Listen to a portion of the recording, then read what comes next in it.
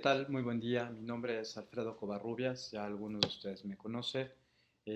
Soy pues director general del Centro Algia para la Educación en Salud. Yo hice medicina, la especialidad en anestesiología y la alta especialidad en medicina del dolor, y estoy posgraduado en medicina paliativa por la UNAM, la UP y la Universidad de Anáhuac. Actualmente estoy haciendo el pregrado en nutrición aplicada y pues soy instructor físico de grupos. Vamos a hablar el día de hoy sobre las urgencias paliativas en estos 20 minutos que nos han otorgado para tener este espacio. Y inicio con esta frase. La frase es que en este mundo nada es tan cierto como que tienes que pagar impuestos y como que te vas a morir. Todos nacemos, eso es evidente, pero todos vamos a dejar este plano existencial en algún momento. Y no sé si tú te has puesto a pensar en tu propia mortalidad, en que no eres un ser infinito, sino que eres finito. ¿Y cómo te gustaría morir? ¿Y quién se va a quedar con tus cosas? Si ya tienes tu pliego testamentario, ¿no? Entonces es importante pensar que muchas veces al final de la vida ocurren cosas como esta. ¿Sí? Quiero yo que al final, en mi agonía, me intuben, me pongan aminas, me pongan antibióticos, esté yo en una terapia intensiva como este paciente, que era un paciente que tenía cáncer de próstata y seguía hasta con quimioterapia en la agonía, porque así estaban los hijos conceptualizando la lucha del enfermo contra el cáncer. Entonces es bien importante pensar que al final, ¿sí?, muchas veces no vamos a poder prevenir, no vamos a poder curar, y cuando no podemos prevenir y no podemos curar es cuando más cosas tenemos que hacer, porque estamos hablando entonces de un paciente paliativo. Ahora, cuando vemos entonces diferentes escenarios como las muertes que ocurren en Estados Unidos, ¿sí?, en los servicios de urgencias, vemos que cerca de 400,000 personas morirán en los servicios de urgencias de la Unión Americana. ¿Sí? 90% de los beneficiarios de Medicare necesitaron del departamento de urgencias, y 50% de los beneficiarios del Medicare necesitaron que tenían una enfermedad crítica, murieron. Entonces, la muerte es muy frecuente en los servicios de urgencia. Ahora, ¿qué es una urgencia paliativa? Una urgencia paliativa va a ser cualquier proceso que requiera un abordaje inmediato a pesar de que ese paciente se encuentre en situación terminal. Entonces tenemos que pensar varias cosas. Primero tenemos que pensar, como ya se ha hablado en algunas de las charlas, que las enfermedades pueden ser enfermedades paliativas, y una enfermedad paliativa tiene criterios claros. Una enfermedad paliativa es aquella que es avanzada, progresiva, activa, incurable y que tiene un pronóstico de vida limitado. Cuando ese pronóstico de vida limitado es menor a 6 meses, de acuerdo a la CEPAL y a la Organización Mundial de la Salud, esa enfermedad es una enfermedad paliativa en situación de terminalidad. Y en situación de terminalidad es cuando los paliativistas tenemos que hacer muchísimas cosas, entre ellos prever escenarios como las urgencias paliativas. ¿Cuáles son las urgencias paliativas? Son crisis de sofocación, agitación terminal refractaria, estado epiléptico continuo refractario, hemorragia masiva y síntomas refractarios a las medidas convencionales. Y eso tiene que estar consensuado por dos expertos. Sin embargo, eso es lo que ha propuesto diversos grupos, y cuando nosotros realizamos una revisión sistematizada de la literatura con respecto a cuáles son las urgencias paliativas, chécate esta tabla. Todos están de acuerdo en que la hemorragia masiva va a ser una de las principales urgencias paliativas. Solo algunos estarán de acuerdo en que las convulsiones o el estatus epiléptico persistente va a ser una urgencia paliativa frecuente. Otros menos van a pensar en la sofocación o en la disnea aguda, ¿sí? Y así van disminuyendo el número de coincidencias en las diferentes guías. Entonces, yo siempre he pensado que las urgencias paliativas entonces son una situación que va a requerir una intervención urgente para control del síntoma, no para resolver el problema en alguien que ya está en sus últimos días de vida. Generalmente las urgencias paliativas preceden al momento final. Cuando tengo un paciente entonces que tiene una urgencia paliativa, yo siempre me tengo que preguntar, bueno, ¿cuál es el problema? ¿Qué es lo que estoy viendo? ¿Ese problema se puede solucionar o no se puede solucionar? ¿Sí? ¿Cuáles son las consecuencias de solucionar el problema? ¿Cómo va a quedar ese paciente si yo soluciono el problema? ¿Existe una justificación médica para solucionar el problema y las medidas agresivas van a mejorar la calidad de vida de los enfermos? Esto usualmente lo pienso yo cuando tengo un paciente en la terapia intensiva donde las cosas no son tan claras a diferencia del paciente oncológico. Entonces sí tenemos que pensar, ¿sí?, que las urgencias paliativas y las urgencias oncológicas son diferentes. Forma de pensar de Falk y colaboradores lo hicieron pensando en las urgencias oncológicas, específicamente cuando estamos hablando de hipercalcemia. Conviene mejorarla, no, ¿sí? Se va a resolver, no, si lo resuelvo, ¿qué va a pasar? ¿Sí? En fin. Pero muchas de las urgencias paliativas como la disnea refractaria o síndrome de sofocación, como la hemorragia masiva, como el estado epiléptico persistente, muchas veces no va a tener una solución y precede, ¿sí?, a las últimas horas de vida, los últimos días de vida del enfermo. Ahora bien, tengo que pensar varias cosas. Una de ellas es, ¿sí?, cuáles son las recomendaciones cuando yo voy a abordar un paciente en el que tengo una urgencia paliativa. Es importante pensar que el enfermo no es un enfermo, una entidad sola, ¿sí?, sino que el enfermo tiene a su familia, o tiene a sus cuidadores, o tiene un grupo al cual pertenece, a menos que sea una persona en situación de abandono, que ese es otro constructo completamente diferente. Tengo que situar, ¿sí? A lo mejor al enfermo ya no lo puedo situar, pero sí puedo situar a la familia en el contexto de que esta es una enfermedad terminal y en el contexto de que a lo mejor estas son sus últimas horas, sus últimos días de vida. Y entonces, junto con ellos, yo tengo que establecer objetivos claros, tratamientos claros, y tengo que informar y resolver todas las dudas que se puedan ir presentando en el transcurso de este momento final de vida.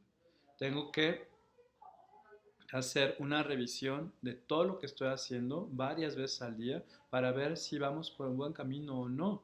Una urgencia paliativa puede empeorar en cualquier momento. Entonces yo necesito hacer intervenciones drásticas para poder controlar el síntoma de la mejor forma posible y siempre estar disponible y accesible para ayudar a la familia y ayudar a los servicios paramédicos como mis compañeras enfermeras. Un hecho es de que prácticamente todas las urgencias paliativas son indicación de sedación del final de la vida. Y entonces yo me pongo a pensar en un algoritmo como es y es, ¿existe consenso del grupo médico para iniciar sedación? Quiere decir que este es un problema que ya no se va a solucionar y que no se pudo solucionar.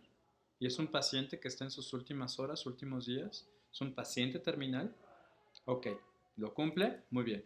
La siguiente cosa es, ¿la familia sabe que voy a tener que sedar al paciente? ¿Tengo un consentimiento informado del enfermo de la familia? Si no tengo consentimiento de la familia, si no sabe la familia que voy a iniciar una sedación, mejor espérate, habla con ellos, ¿sí? Sé que suena feo y suena tajante, pero muchas veces los problemas que tenemos en la práctica clínica surgen de la mala comunicación o de no contar con los instrumentos necesarios para fundamentar nuestras acciones. Si yo tengo todas estas cosas, ¿sí?, el consenso, la familia está de acuerdo, tengo consentimiento informado, entonces inicio la sedación. ¿Sí? Si inicio la sedación, ¿sí?, tengo que pensar si la vida del enfermo se encuentra en peligro inminente. Si es así, tengo que iniciar la sedación. Si no está en peligro inminente, bueno, a lo mejor tengo tiempo de optimizar mi tratamiento del síntoma que estoy tratando, si es que es posible. Ahora, las sedaciones pueden ser de varios tipos. Las sedaciones pueden ser superficiales o profundas, pueden ser continuas e intermitentes. Hay algunos grupos que consideran la claudicación familiar, ¿sí? O el distrés psicológico como una causa importante de sedación del final de la vida. Lo consideran también como una urgencia paliativa algunos otros grupos. El distrés psicológico importante puede requerir una sedación intermitente en la cual el paciente solo esté despierto unas horas al día para saludar a su familia y después volver a estar sedado y no darse cuenta que se está muriendo lentamente. Eh, Existen también objetivos que yo quiero alcanzar con mi sedación. Yo lo que quiero alcanzar con mi sedación es estos tres puntos, ¿no?